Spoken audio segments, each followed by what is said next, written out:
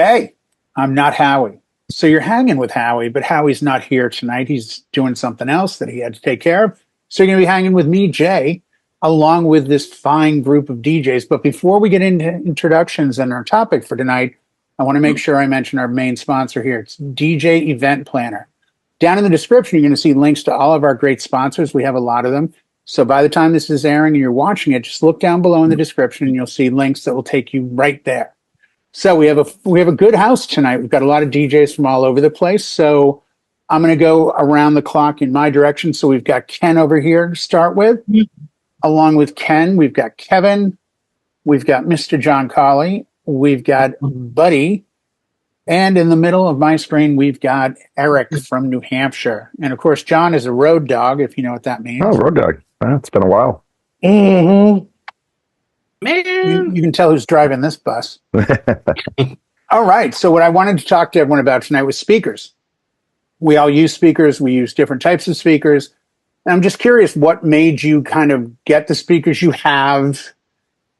Is there a particular, type of event that you use those speakers for? So just to start the ball rolling, I use an array style. Excuse me, an array style. I love them for weddings.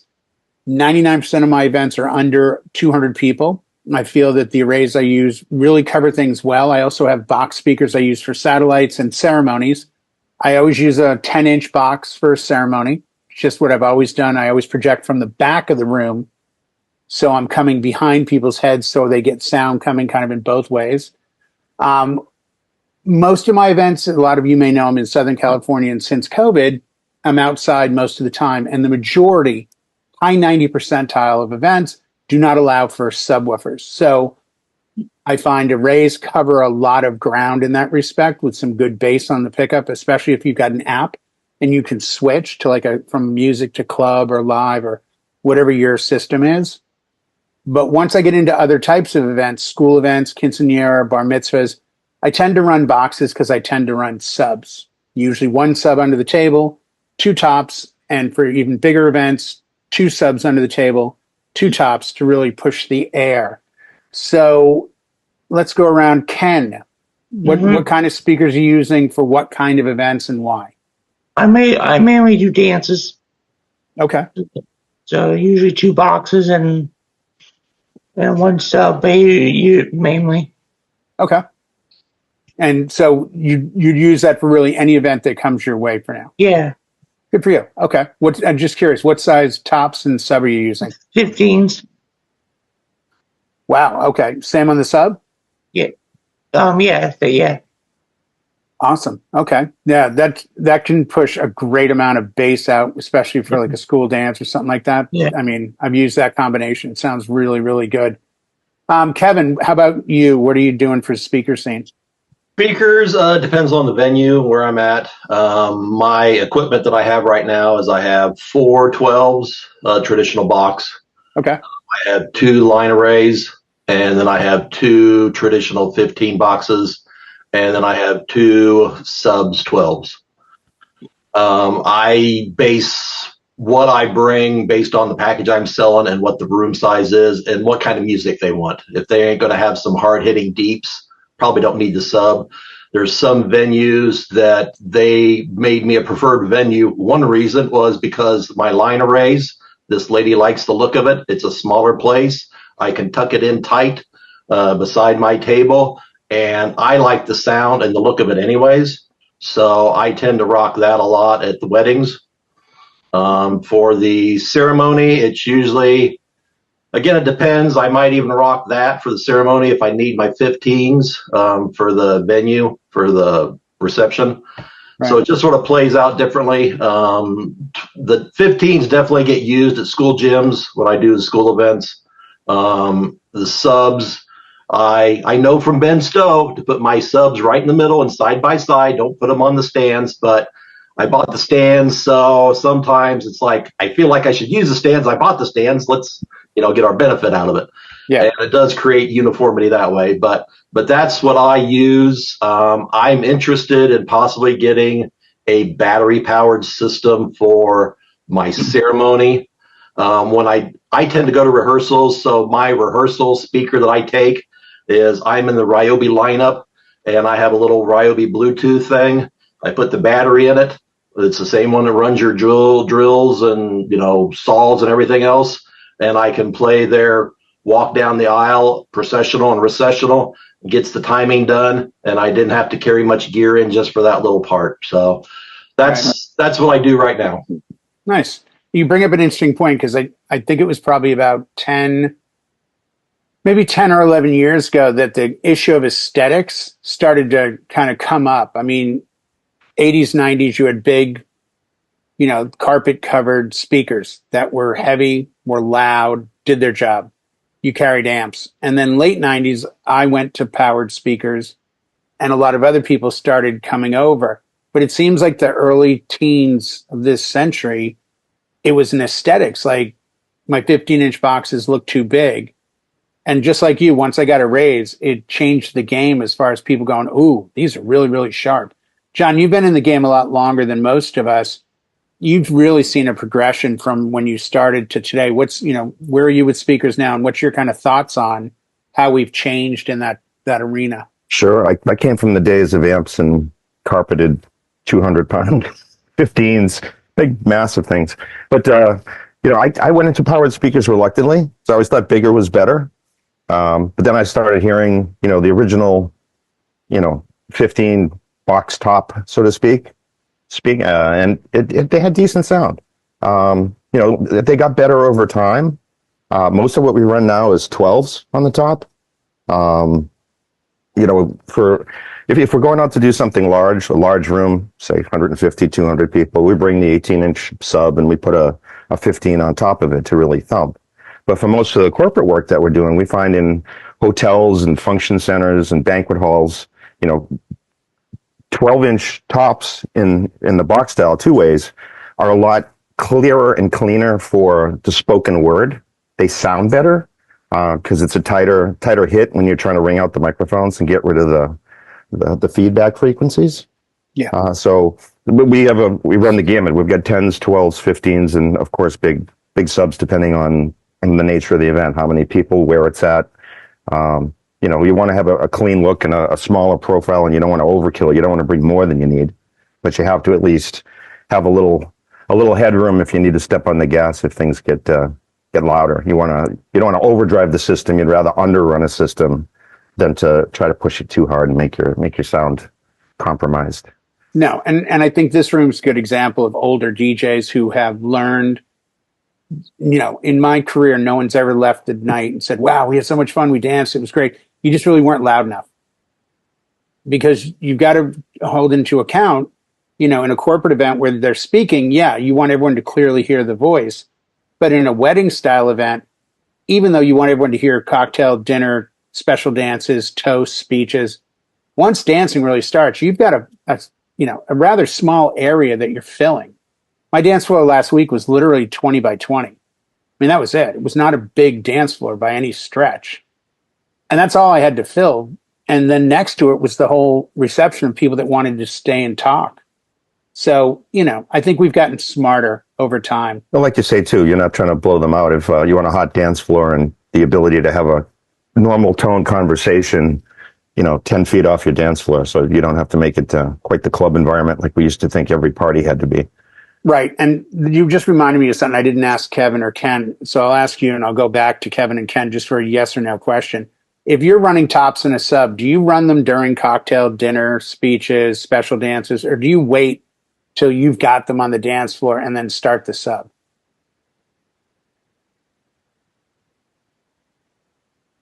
Okay, I'll go. Yeah, I'm sorry. I don't know who you were. I should have been clear about, I'll start with you on this and then I'll go back to them. Normally, for the subs, if they're not directly chained, we'll run a separate line and just run it on booth out. Like, you don't need it for speeches. It just makes everything sound muddy. And when the dance floor starts kicking, then you just gradually bring it up enough to get that bottom end. Yeah, okay. So before I go to Buddy, just real quick, Ken and Kevin. Ken, for you, if you're running a sub earlier in the night, do you have volume on the sub or do you wait till dancing? I usually wait for dancing. Okay. Same question to you, Kevin. When I'm doing the sub setup, mine is set up that it goes into the sub and then it comes out, and it has a frequency that adjusts It takes out the bass and puts it into the sub, and then lets the rest go on up. Oh, okay. So you're running it the whole Oh, time. I'm always Maybe just at lower volume. Yeah. Okay. Buddy, I know you are doing a lot of different events. I know a lot of weddings. I'll let you answer, even though I know what you're using. But if you could just maybe give a small explanation as to what made you go to that direction, that'd be great. Well, considering that most of my time I used a two-way cabinet and subwoofers. Have two subwoofers, two-way cabinets, 15-inch tops, and the subs were unique dual 10 subs. But they were just big, heavy, big, huge 110-pound, wooden bass sub, and then putting wooden cabinets up on sticks.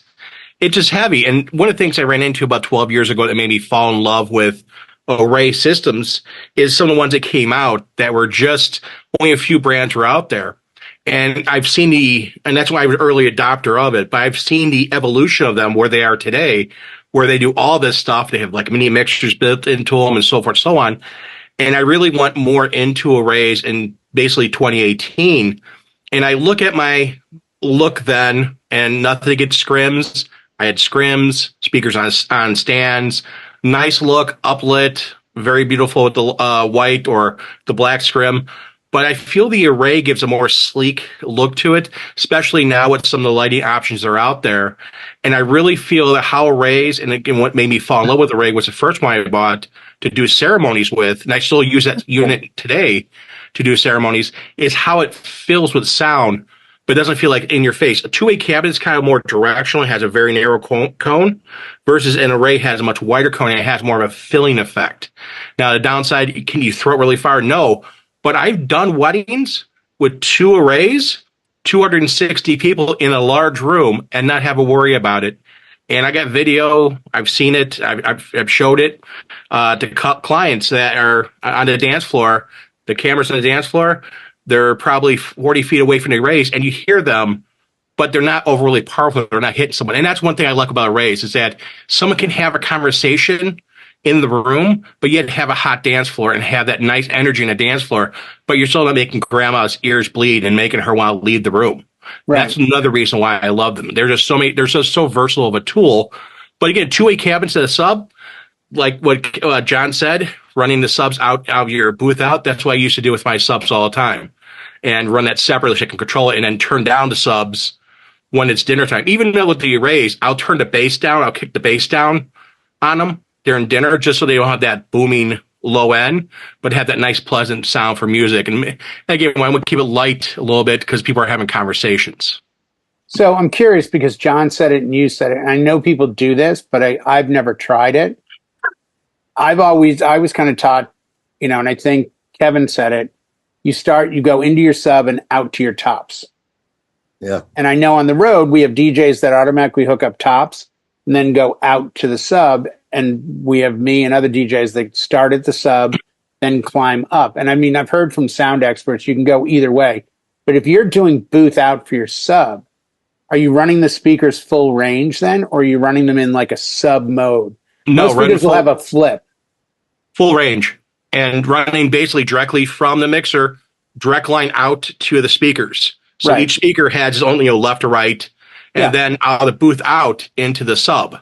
Or you running both sides? So you're running both sides of the booth out into one sub, or if there have two subs, because usually subs have left and right input, running left and one and right into the other. But running the top speakers at full range.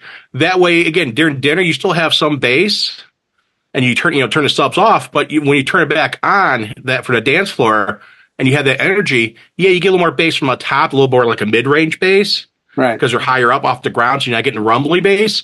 But then with the subs, they have that nice roll of bass too. I've always heard that. I've always loved the sound of that. And again, it's one of the things that I've tested it, looked at, walked out on the floor many a times, and I never had a bad time with that. And again, I always liked it that I could control the bass. So if something comes up like shut up and dance, when that bass part comes to kick, you can kick the bass up a little bit more, turn the volume a little more in the subs, so you get a little more bass hit. And then when you hit shut up and dance, turn it back down to normal, you still have the nice rhythm, but you had that nice energy going on when people are like kind of jumping down, having that feel. Right. John, same thing for you as far as the way Yeah, you run that? if you know going in, it's going to be dance music, like you're going into a bar or a venue, and it's just going to be constant. You can run to the bass, and some of them have electronic crossovers. You can say the cutoff's 100 hertz or whatever, and then you send the rest up to the high end, whether it's a 12 or a 15 box, whatever you have. But for weddings where it's kind of stop and go, you're not just constantly barraging them with music. I find the booth out gives you a little more control. Some songs are bass heavy and you wish you could turn just the bass down. You like where the volume's at, but some songs are just hitting a little too hard and you can only EQ so much. Now you've got a way to back it off a little bit. And you have a little more independent control of each of your frequencies, and you just kind of make them, balance them out so that they don't sound distorted. Right. Yeah, I've heard it from a few different DJs, and it's rather in the I'll say in like the last 5-6 years, because I didn't even own a sub till 5 or 6. It's actually been 10 years. I got my first sub, and I'll just say it was a 12-inch sub, and I was running two-way 15-inch tops, and I got the 12-inch sub A because I got a great deal in it, but B because I didn't want to move air. I just wanted to impact the low end, and I have to tell you, it totally changed the sound. Even though the sub was smaller than the tops, I really, people commented like, wow, what a full sound. It wasn't pushing air and it wasn't pounding anyone's chest, but I wasn't doing those type of events. So it made sense to, everyone's new car has a great system in it. It's not like my day where it's like, if you wanted that system, you had to put it in. Now they're all coming with subs in them. So I wanted to compete on that level, and I found a 12 really did help. Yeah, even if you hide it under the table, like you say, that's what I did. A richness so no one to knew the it was sound. there. Yeah, it just fills in the full spectrum of sound. It sounds better. Oh, when I went to 10-inch tops and a single 15 under the table, and I ran it the whole system, but I kept the sub physically volume down until dancing. And it would blow people's minds because they just see these tiny little 10-inch boxes. And then you've got, 120 people jamming to something bass heavy. And in hindsight, it would have been great if I'd hooked it up to the booth out where I could have been like, oh, on this particular section of Bust a Move, or, this is how we do it or something. I'm just going to blast them with bass and then bring it back down. So I think I'm going to try that. I've got a couple events coming up where subs will be used. I think I want to try that. And just I've always liked doing that, Jay. I've always liked like I said, buddy, I heard about it. I just didn't know it was possible because I always thought the frequencies would get messed up. And then I realized no, you just run the tops at full range because you can't tell the tops only, a lot of, and it's funny now with DSP, it changes everything. You can do no sub, you can do 80, 100, 120, but a lot of older speakers, it's, you can't even really tell. Some of them you can't say anything. Some of them just don't have that option of, I might be using a crossover with this. It's like the crossover is in the sub. So you're setting the sub to run to the tops. Now you've got tops that you can dial with or without a sub, where the cuts are. So, it's certainly giving us a lot more latitude, but I love the idea of running it with that booth out, It's definitely something I'm going to look at. And it's one of the things I would say for anyone, if you're doing that kind of system, listen to it and hear it and make sure it makes sense to you. And don't set it up, go out there, go on the dance floor, listen to it for the room. If you don't feel it's right, go back to the original one.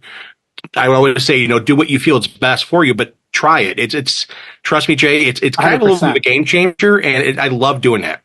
Yeah, no, 100%. And it's, that's the beauty of what we do. I think every year I can point to one or two things that may not be major, but are big enough improvements on what I do because of something I learned. So it's never just consistent. And it can be little stuff. It can be everything from a lighting change to a speaker change to a placement change. There's always something you're going to learn that then changes the trajectory of the rest of the year or even the next year. So yeah, this is definitely going to be another tool I put in the tool bag. Eric, what are you doing when it comes to different setups on speakers, and what's your usual go-to as far as, is it an array? Is it boxes, sub, no sub? What are you doing up there in New Hampshire? Well, I use both. I use arrays and I use boxes, powered boxes. And again, it depends on the venue, the amount of people. Right. The arrays, which is Buddy brought up, they're great. They're hot on the dance floor, you know? Yep. And then some venues, they're long, or so you want to shoot sound back there too, but you don't want to kill them. So there have been some occasions where I would use the arrays and loop out to my boxes on stands. Yeah. And it's great because the beauty of powered speakers is you get that little volume on the back to where you can control what's coming out back there. 100%. So it's not really loud back there, but they can hear what's going on, and it's hot on the floor. Do you want to do that every time? No. Like I said, it depends on where you're at, you know. I do not use subwoofers. I've had many of them, and I like you, Jay. I threw it under the table, and every time I had an MC, I'd get feedback from that sub, you know? Yeah. And I don't care what I did, you know, I could never get rid of that feedback every time I had an MC with that sub right underneath me. That's a point I hadn't even considered, but yeah. And, you know, I find with the arrays, even at big volume, you can kind of almost stand directly in front of them. That's what's great about rarely it. ever feedback. I don't use subs anymore. I've got a few of them here of the same brand of the tops that I have that I use. And I would never put them under the table. I would put them over by, you know, side to side, you know, because of the feedback. I would have loved to hit them those subs to make, and then I stopped using the subs with the tops I had, and people were still asking me, and I do believe John was one of them, asking me, where you hiding your sub? He came to one of my shows, and I said, John, I don't have a sub. And he was amazed. I'm like, I don't need it with this. Yeah. We're not bringing up, you know, brands or anything. I'm just saying you can get away without a sub if you tune them. Yeah, I mean, you know, a lot of us have the same setups. You go on the app and you go the difference between live music, club, and speech. It's dramatic. Yes. Like if you need to get a little pump going, you just simply take out the phone and click something, you know, and even the sub placement, you know, I spoke with someone last week and they were explaining to me, and I don't think it was Brian in here, but it was, I think, Pulse outside of here. Yeah, it was Pulse. When he was using subs, and he still does occasionally, he would take the setup and go out on the dance floor and find out where the best sound was and then move the sub around to change its placement. So, you know, at this wedding, the sub might be dead center, but the next wedding, the sub might be 5 feet off his right speaker. And I'm like, really? He goes, yeah, because you want to get the best sound for sub on the dance floor and then place it there. Yeah, I'm not the tech guy, so I couldn't really follow. The science there, the length of the room, the height of the ceiling, there's a lot of factors that are going to change. The thing you got to factor in, though, is once that room is full, that's going to change. That's change all the. Yeah, I had a buddy that used to use the dual 10-inch sub, and he would always have a wall behind him. And the way he used it, he had the boxes up on stands. He used 12s, and then the dual 10-inch sub, he placed it sideways on the wall behind him. And I'm like, is that doing anything? He's like, bass is, you know. It's omnidirectional. It's going everywhere anyway. This is just this is allowing it to bounce off of here and there. And I think I told you guys when I was in Dallas once, they were using the same system I owned, but what they had done is put they were using 10s and a 15 sub. Well, the 15 sub was on the physical floor. They were on a stage 4 feet higher. Then they had the 10s on speaker stands, so they were another 6 feet up. So the tops were 10 feet above the sub and probably 10 feet off to the side of it. I walked in, I didn't recognize the sound. It sounded amazing. I'm like, well, you know, what system are you using? And they told me, I'm like, I have that system. Mine doesn't sound anything like this. And then when I looked at the configuration, I realized, oh, this particular setup is really promoting the sound. I mean, we've all done rooms where speakers are 20, 30 feet apart from each other, and it sounds amazing. The room just lights up. So I think a lot of the placement is where, you got to experiment. But if you're like me, you get a 6-foot table or section, and the speakers are right next to you, so you don't have to worry about them getting knocked over or anyone bouncing into them. And the sub under the table is the easiest spot. I'm alone at my gigs, just like most of you. I'm not going to run around a room and try to figure out, oh, this sounds better over here, but I can't watch it during the performance. So it's interesting how much we've changed. The other thing that I wanted to just go around the room, it's a little bit quicker question, is when do you decide to upgrade speakers? I had gotten 2 speakers in 2002, and one of them blew the woofer in 2010. And I felt, because I was using them about 80 to 90 gigs a year, turned to 10 year round, and they were flawless. And the first hiccup, I bought them off a guy that quit DJing after 6 months. And I think I paid $300 for the pair, and I got 8 years out of them. Probably 500, 600 events.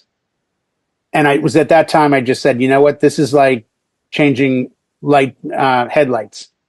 The right one goes, change both. Because if the right one's gone today, maybe the left one goes in a couple weeks. So that's when I replaced them with 2 15-inch tops. I used those for another 7 years before I got another set of speakers through work. But how, is Ken still with us, or did Ken bounce? Yeah, I'm here. Okay, Ken, just a quick answer to how long do you have speakers before you consider upgrading? Or do you just run them till they die and then replace them? Yeah, until they're done. Okay. Kevin, what about you? I know you've got several different types of speakers, but Yeah. what keeps a speaker in rotation, and what brings a new one in? Basically, if it looks good, it still sounds good, I'll run with it. Now, what I'm looking for right now, and I thought I'd talk to you guys after the event, is my SPL is spread out between 127, 121, and 119. So I would like to get a higher up one, because right now I'm the regular DJ at a 4th of July in the town. So I'm set up outside, and I need to be able to produce as much sound as I can with probably getting maybe a couple more speakers, if that's appropriate. So I'm looking to add, or I'm looking to fill in gaps, like I said earlier, battery. Also, back to the other thing, some of my equipment is based on heft and fitting in my SUV. Yeah. So that's one of the, That's always a condition. that's why I like the arrays. I can actually do some events, if they're smaller packages, I can actually put everything in my full size car, not take the SUV that gets like in the teens for mileage. I can get a car that makes 20. So, By the way, before I go to John, just as a side, I had to get a convertible back in 2000. So I did. I bought a Chrysler Sebring convertible. I gigged out of that car doing probably 60 to 70 gigs a year for 5 years before I got a minivan. So I would have to put the top down, put 2 15-inch powered speakers in the back seat, my coffin, 2 speaker stands. Then the trunk was CDs, lights, shirt and tie. My cart went in the front seat, and then cable bags went between the front seat, the back seat, and the trunk. And it was a pain, but I wanted the convertible more than I wanted a big truck where I could have gotten subs and all that. So a lot of my decisions have been same with you, Kevin. I didn't have a van. And then once I did get a van, I'm like, oh, this is perfect. I can get whatever I want. And then my brain said, and you can spend the money and carry it all too.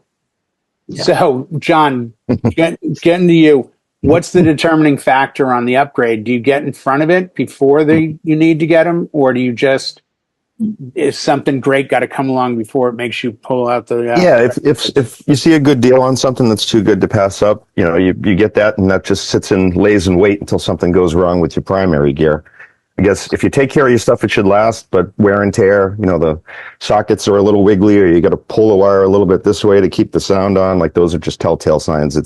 either time to do the repair or replacement, depending how old your stuff is.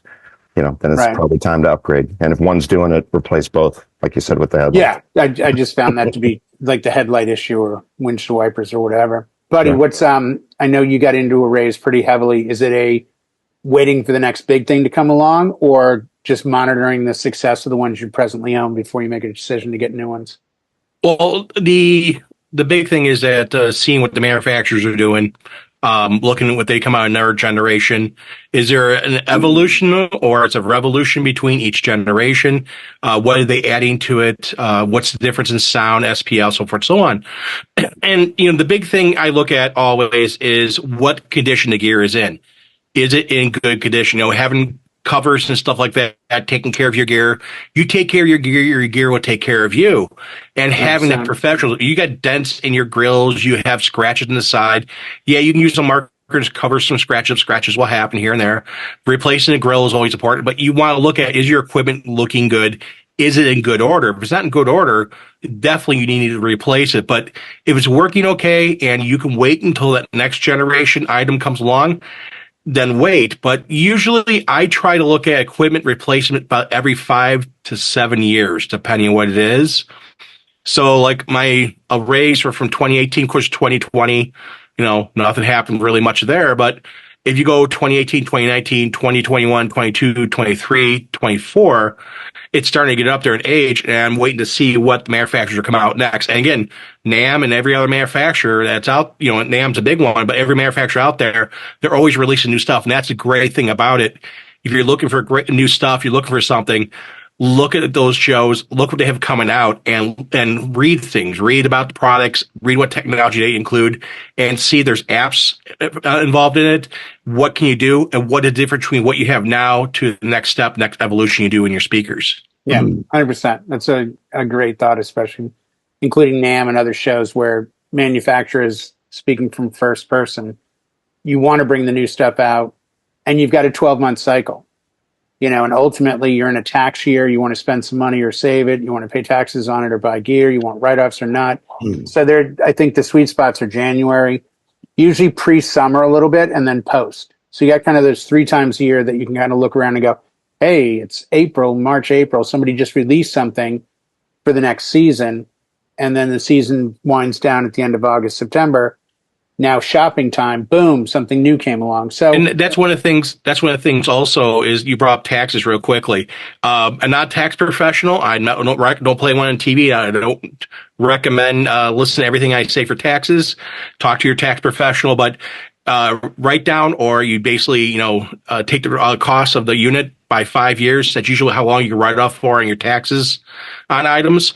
So I would definitely look at, okay, at least have the speakers for 5 years and then see where you go from there too. And that's another thing that could be a judge for you. If you want that write-off, you're at the end of 5 years of that speaker, you could get new speakers and keep those speakers as a secondary backup pair for what happens. I still 100%. have my tops and I still have my tops. I got rid of my subwoofers, but I still have my tops sitting in storage. So if something happened to my arrays, and I have a couple sets of arrays, if something happened and I needed to use a 2-way top, I still have 2-way tops available to me that they're retired. They're still in good condition, everything like that.